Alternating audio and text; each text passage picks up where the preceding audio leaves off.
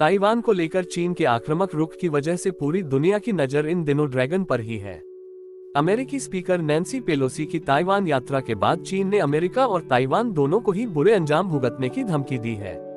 वह जापान को भी इस मामले को लेकर लगातार आंखें दिखा रहा है। चीन और जापान के बीच दुश्मनी कोई नई घटना नहीं है। ये दोनों देश पिछले 1500 साल से एक दूसरे के जानी दुश्मन रहे हैं। द्वितीय विश्व युद्ध की शुरुआत में जापानी सेना ने तो चीन के 3 लाख लोगों का कत्लेआम कर दिया था। जापानी सैनिकों ने लगभग 80,000 चीनी महिलाओं के साथ बलात्कार किया और बच्चों को भी मौत के घाट उतारने से नहीं हिचके। दावा किया जाता है कि जापानी सैनिक अपनी क्रूरता को दिखाने के लिए चीनी लोगों के मांस को पकाकर खा जाते थे। उनका सबसे खतरनाक हथियार तलवार थी, जिसका इस्तेमाल वह सार्वजनिक मौत की सजा देने के लिए करते थे। यही कारण है कि आज भी चीन और जापान के लोगों के बीच एक दूसरे को लेकर भावना अच्छी नहीं है। साल 1875 में जापान का एक व्यापारिक जहाज कोरिया पहुंचा, लेकिन चीन की शह पर कोरिया ने इस जहाज पर गोलीबारी शुरू कर दी। इस कारण जापान में चीन और कोरिया को सबक सिखाने की मांग होने लगी, लेकिन जापान ने संयम से काम लिया और एक प्रतिनिधिमंडल को कोरिया भेजा। 1876 में जापान और कोरिया के बीच सब कुछ सामान्य हो गया और व्यापार भी सही से चलने लगा। इस कारण जापान ने भी कोरिया के स्वतंत्र सत्ता को मान्यता दे दी।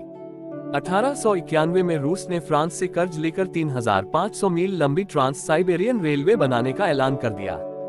रूस दक्षिण कोरिया को अपना सैन्य अड्डा बनाना चाहता था, जिसके कारण 1894 में कोरिया में विद्रोह हो गया। जब कोरियाई सेना इस विद्रोह को दबा नहीं पाई तो उसने चीन से सैन्य सहायता मांगी। चीनी सैनिक जैसे ही कोरिया पहुंचे तो जापान भड़क गया और उसने इसे समझौते का उल्लंघन बताया। इसी कारण जापान ने भी 7,000 सैनिकों की फौज भेज दी और दोनों देशों के बीच युद्ध शुरू हो गया।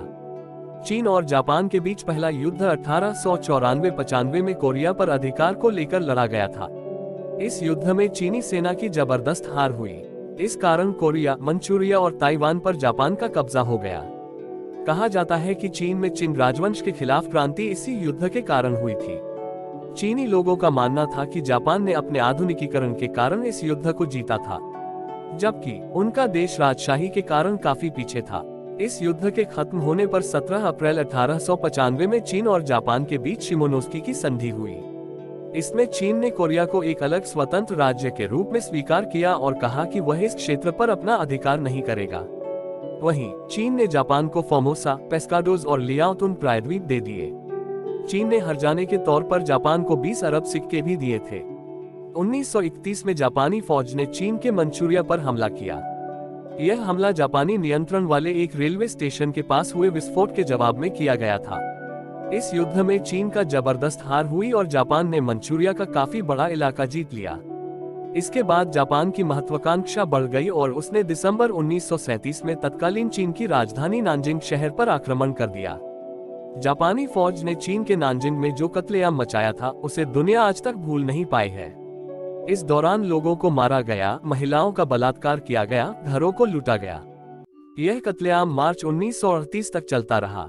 एक अनुमान के मुताबिक इन 4 महीनों में जापानी फौज ने नानजिंग में लगभग 3 लाख लोगों को मार डाला था। मरने वालों में ज्यादातर महिलाएं और बच्चे थे। द्वितीय चीन जापान युद्ध चीन तथा जापान के बीच 1937-45 के बीच लड़ा गया था। जब 1945 में अमेरिका ने जापान पर परमाणु बम गिरा दिए तब जाकर यह युद्ध खत्म हुआ। इसका परिणाम यह हुआ कि जापान ने घुटने टेक दिए। इस कारण नानजिंग और ताइवान चीन के अधिकार में चले गए।